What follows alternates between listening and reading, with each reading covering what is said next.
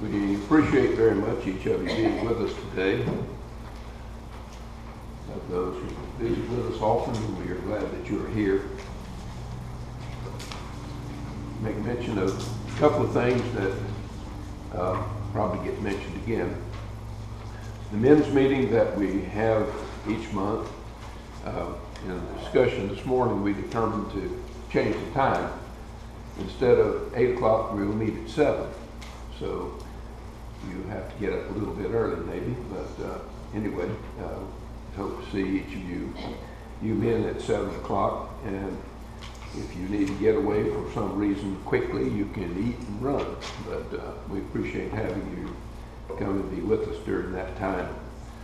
Also, we're very happy and pleased to know that Mitchell was baptized during the time at camp this summer. He would have been here today, but he's sick. he and Caden came back from camp sick, so you know, kind of thing happens, I guess, from time to time when you have camping out type food. Today we're talking about the third of the churches that we talked about from the book of Revelation, the church of Thyatira. And this particular church is one that comes into the same basic category as some we've mentioned before, in fact the one from last week. But it's a church that is seen both, we say, perhaps permissive and compromising. And I think if we gradually look at these particular examples of churches, you'll see in it many characteristics of churches that you're familiar with, and you'll find some characteristics of us in there as well.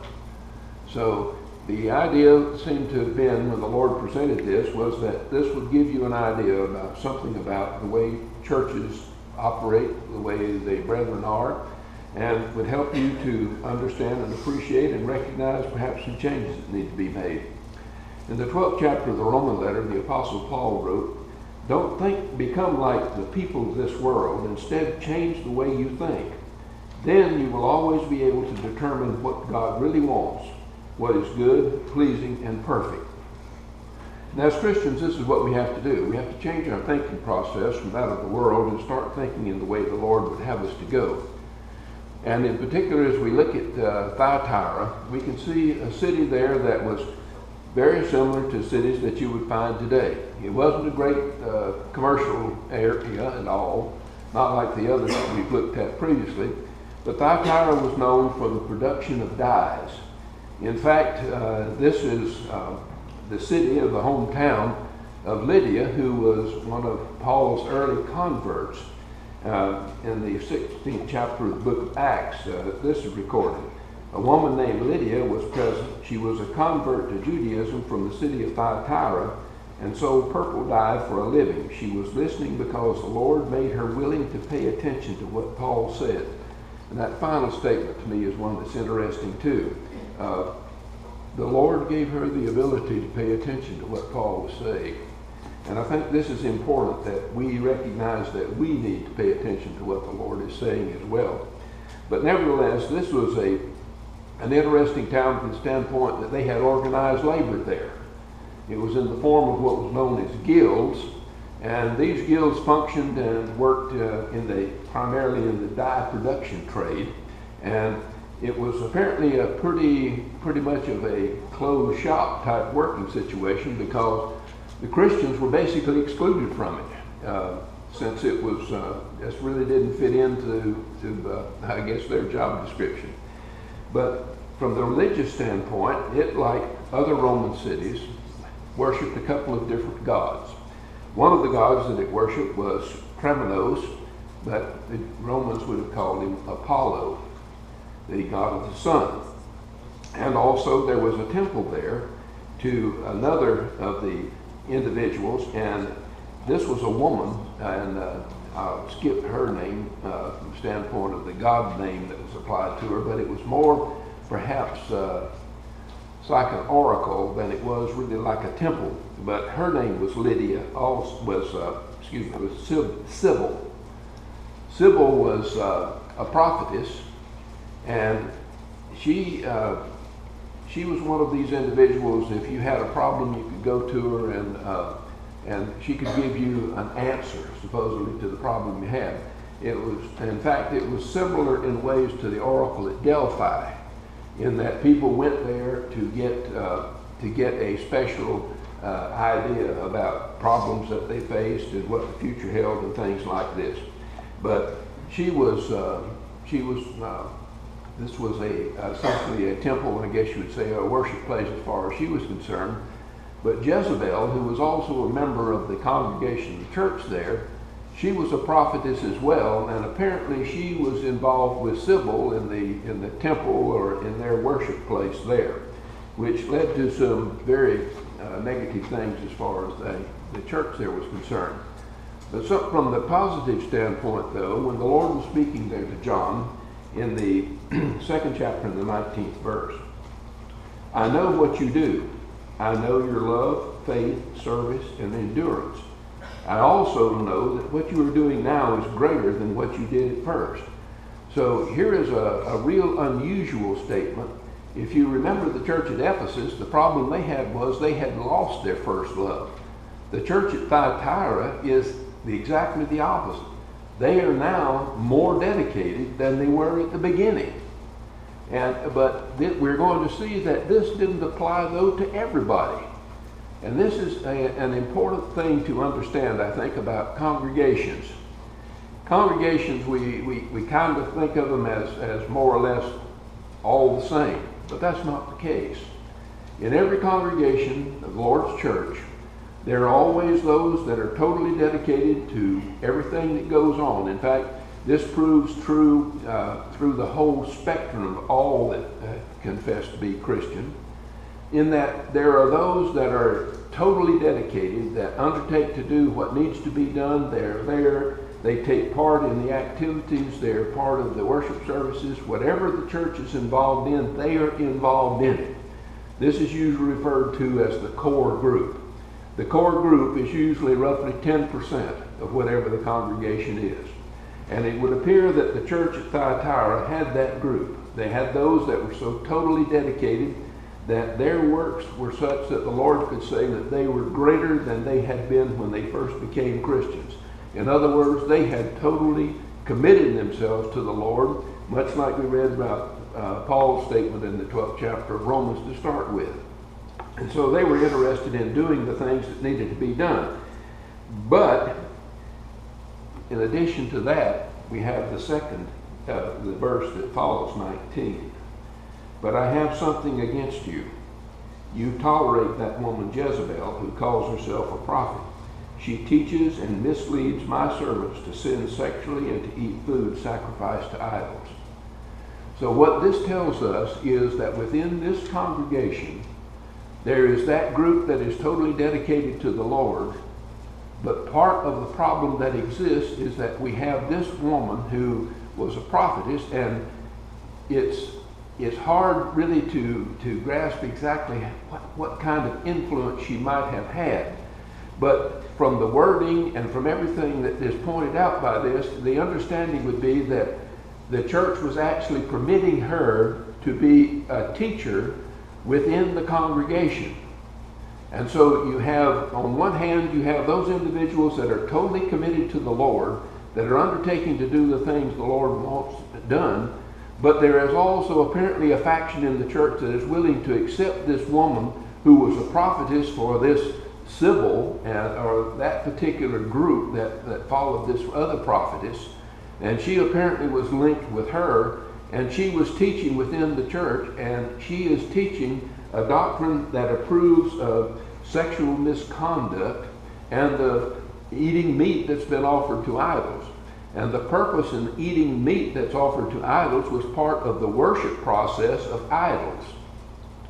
So the only thing the conclusion that we can draw from this, as we put it together, is that this woman is actively teaching within the congregation itself individuals to follow the practices that they had probably practiced before they became Christians. And you can see that this would create a real problem as far as the church was concerned because of its influence in the community. Because what kind of message is this sending? On one hand, you have people that are dedicated, and again, by considering the things that are there, it would appear that they were actively involved in perhaps benevolent work, in reaching out, trying to teach people the truth about the gospel. And yet, within that same congregation, you have a group of individuals that are practicing all of the things that the others are teaching against. So, essentially, what you have here in Thyatira is a church that is imploding on itself. In spite of all of the good that they're doing, there's so much bad being done too that it's destroying the effectiveness of the church and would essentially be bringing Christ to an open shame. So this is a consideration that has to be made within a congregation. Are there those individuals that are devoted to serving the Lord? But is there a tolerance there for bringing individuals in that are and permitting them to teach in a way that is detrimental to the cause of Christ? And so what this demands then on the part of individual Christians is that they be very careful and considered about the things that are taking place. But when you look at Jezebel, and I can't think of anyone that's ever named a daughter Jezebel. I guess there's a reason for that. In 1 Kings, the 16th chapter, it wasn't enough that he committed the same sins as Jeroboam, Nebat's son. He also married Jezebel, daughter of King Ethbaal of Sidon. Ahab then served and worshipped Baal. So it appears that any woman that was named Jezebel, as far as the scriptures were concerned, was always one that led people off in the wrong direction. And of course, she is the same individual we just read about, that had the confrontation with Elijah and threatened his life and caused him to run away and hide in the desert. But nevertheless, the bottom line is, and the serious part of the whole consideration is the fact that you have this individual that's being permitted to teach within the church. And of course, if you think back to 1 Corinthians, the 6th chapter, you understand there that they were permitting an individual to live in an immoral relationship with his father's wife, and the church was tolerating that at Corinth. So as you see these examples that are given in the scriptures, what you can recognize is the fact that things were not all sweetness and light in the first century. There were a lot of problems, and people were coming into the church that were bringing their idolatrous ideas and thoughts with them. In other words, they brought a lot of baggage with them. And the same thing is true today, with a different kind of baggage usually. But nevertheless, it's a real concern to be sure that the church is teaching what needs to be taught, and that those that are having an influence within the church are having the kind of influence that God would have them to. So it's important that we look at that. In 1 Corinthians 14, verse 29, 2 or 3 people should speak what God has revealed. Everyone else should decide whether what each person said is right or wrong. Based on this particular thinking process, and of course this was in direct relationship to speaking in tongues and things of that nature, but it also can be applied from the standpoint of the reason I give you a handout, so that you can determine whether the things that you are being taught from the pulpit are the things that are actually in the scriptures. It's important and it's imperative for the church to recognize, and individually particularly, that you have a responsibility to verify that what you're being taught is the truth. Thyatira wasn't doing that. They were permitting Jezebel to come in and to teach things that were false, and were accepting it and practicing it. And this can happen in any congregation. You can have individuals that are suggesting ideas and thoughts that are not scriptural, but that appeal to people's own particular desires, the lusts perhaps of the flesh, the eye, the pride of life. And these things can be taught, and people will accept them and practice them because it appeals to them. And unfortunately, much of what is called Christianity today is based on that same approach of modifying what Christ has taught to suit the ideas of the society in which we were part. And so the truth doesn't get taught, it gets modified to suit what people want. And this was exactly what was happening at Corinth. But again, you have to recognize it was only part of the congregation that was doing this. So what this really points out is the fact that there can be faithful Christians in any congregation.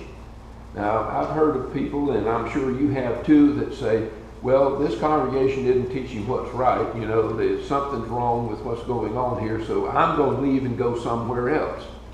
Well, if you look at what the scriptures point out, that's not necessarily the way to do it. What needs to happen is, wherever you are, you need to be busy about seeing that what is taught and practiced is in keeping with what God's Word says. Not just run away because things get rough. And unfortunately, a lot of people feel like they have sort of a membership at large so that you can just wander from one place to the other to try to find something that suits you. But that's not the way the scriptures present it. In the 21st verse here, Revelation 22, and this is a really important passage. I gave her time to turn to me and change the way she thinks and acts, but she refuses to turn away from her sexual sins. Now, I don't know whether you've ever really considered a passage like this, but this distinctly states that the individual has the time to make a change in their life. And God is aware of that. So, essentially, you might say individuals are being given an opportunity to make a change to do what God wants them to do. But who knows how long that's going to be, how long it's going to last. And so we have to make sure that we take advantage of the opportunity when it presents itself, because you don't know how long you have to straighten out the things in your life. And this would very easily not just apply necessarily to Jezebel, but to every individual overall. That we have a time when we hear the gospel, when we have the opportunity to obey it, when we have a chance to live it as Christians, and we have an opportunity to do that. But ultimately the time is going to come when that opportunity is gone. In Romans 2 and verse 4, do you have contempt for God, who is very kind to you, puts up with you, and deals patiently with you? Don't you realize that it is God's kindness that is trying to lead you to Him and change the way you think and act?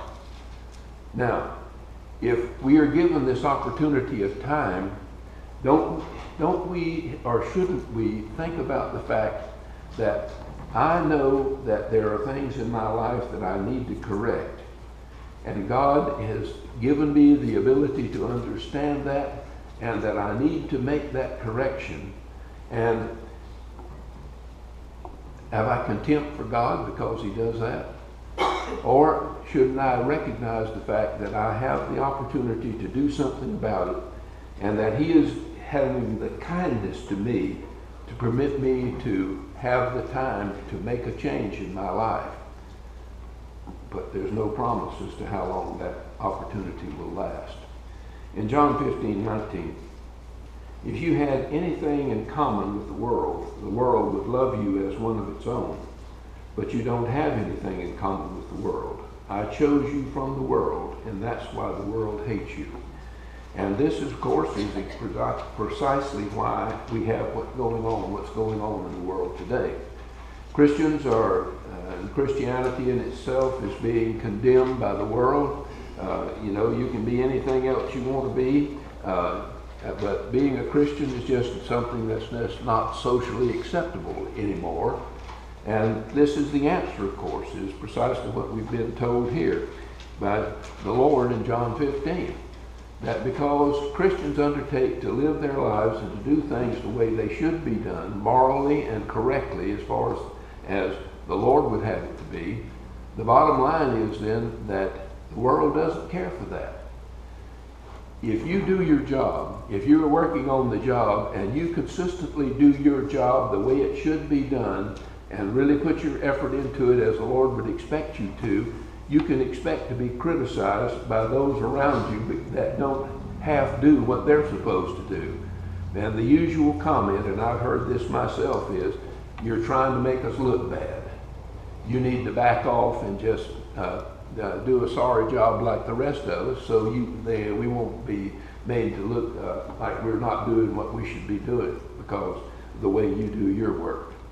But as a Christian, you don't have that option. As a Christian, you have to do the best job you can all of the time. If your best job is not as good as some others, that's fine. The reality is you do the best you can, and you do it consistently, and you can be assured that the world will hate you for it. And those that you work with will probably hate you for it as well. But that's just one of the bullets that you have to bite when you become a Christian, is the anticipation that things are not going to be as like you would like for them to be. Because tolerance is not necessarily something that the world has for those that live the way they should. In Revelation 2 and verse 22 to 23, watch me, I'm going to throw her into a sickbed. Those who commit sexual sins with her will also suffer a lot, unless they turn away from what she is doing.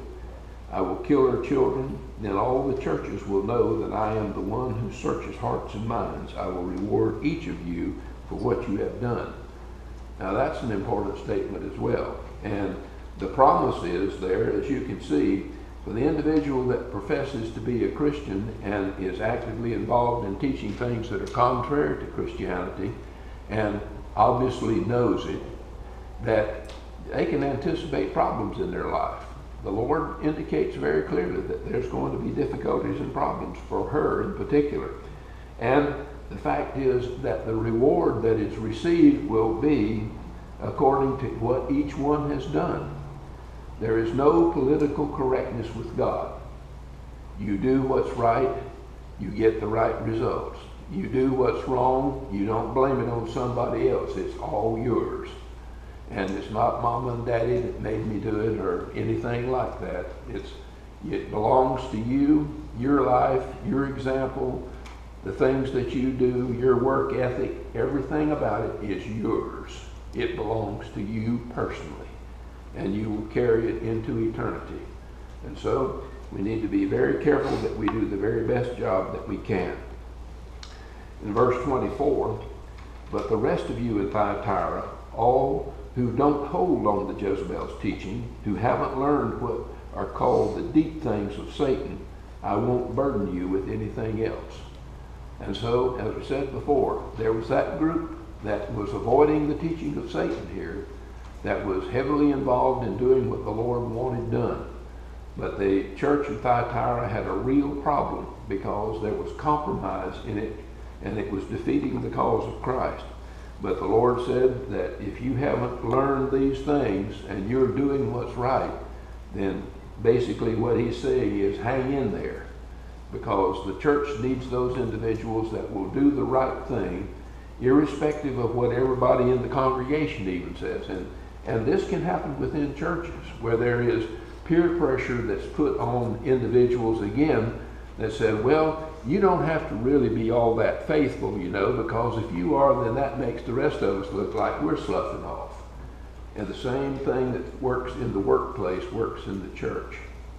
And so we have to be very careful that we are as dedicated as we said to the Lord that we would be when we became Christians. Do the things that God would have us to do. In 1 Corinthians 2 and verse 10, God has revealed those things to us by his Spirit. The Spirit searches everything, especially the deep things of God. Congregation, which would be very human, as far as the compromises are concerned. And these are kind of arguments that I've heard, and I'm sure you have too. We have to be social. We have to participate. We can't be snobs, and separate ourselves off from the people around us. We've got to fit in with the group. Well, that was what they were doing. They were fitting in with the community around them. And God condemned that.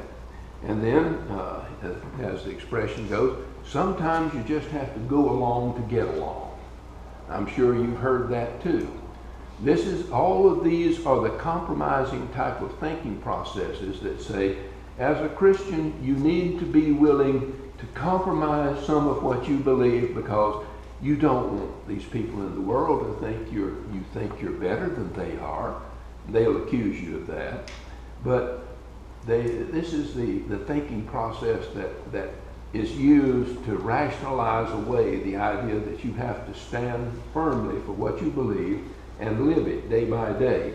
Or that, well, it's easier to teach people if you're right there with them. If I'm doing the same thing you're doing, it's easier for me to teach you. Well, that's a false premise, because if I'm practicing the same things you are, how do I teach you not to do that? That doesn't make any sense. That's where the social drinking, for instance, idea comes in. You can go to a party and have a drink with everybody else, but then tell them that they shouldn't drink. And so they, that works really well. Everybody believes an argument like that. But these are the kind of rationalization processes that will go on in a congregation like Thyatira.